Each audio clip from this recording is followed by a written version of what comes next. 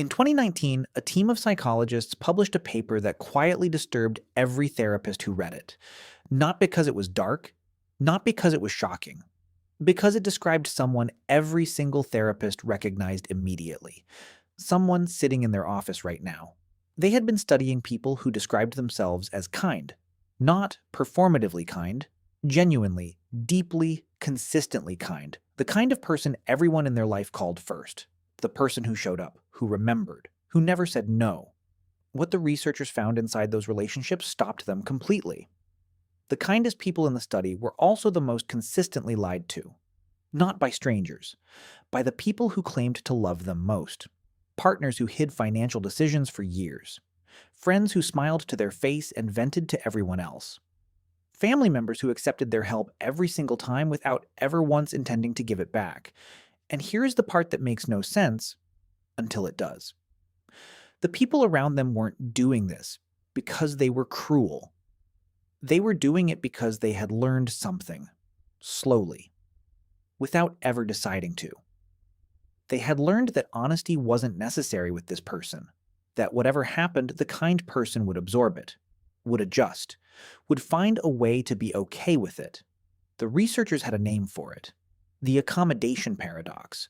The more reliably kind a person was, the less honestly the people around them behaved. Kindness was not protecting these relationships. It was hollowing them out. Now here is what everyone gets wrong. They hear this and they think the kindness is the problem. They think the answer is to become harder, more guarded, care less, give less. That is the wrong diagnosis entirely. The kindness was never the issue. Something else was missing. And to understand what, you have to go back to something most people learn very early and never question again. Psychologists call it the fawn response. It sits alongside fight, flight, and freeze, the four ways a human nervous system responds to threat. But fawn is the one nobody talks about, because from the outside, it looks like virtue. It looks like kindness. When a child grows up in an environment where conflict is dangerous, where the wrong tone of voice changes the entire temperature of a room, the nervous system does what nervous systems do. It finds a solution. Make the other person comfortable. Smooth it over before it starts. Become whoever the room needs you to be right now. It works. It genuinely works. It keeps the peace. It keeps the child safe. The problem is the nervous system doesn't know when to stop. They grow up. The danger passes. But the strategy stays. It follows them into every relationship, every friendship, every room where someone might be even slightly uncomfortable. Not because they chose it, because it is the only tool they were ever given. Here is what the 2019 researchers actually found underneath all of it. The kind person had become frictionless. They anticipated needs before they were spoken. They dissolved tension before it could form. They had spent so long making themselves easy to be around that the people closest to them had never once been required to develop the same skill, had never been asked to communicate clearly, to sit with discomfort, to adjust.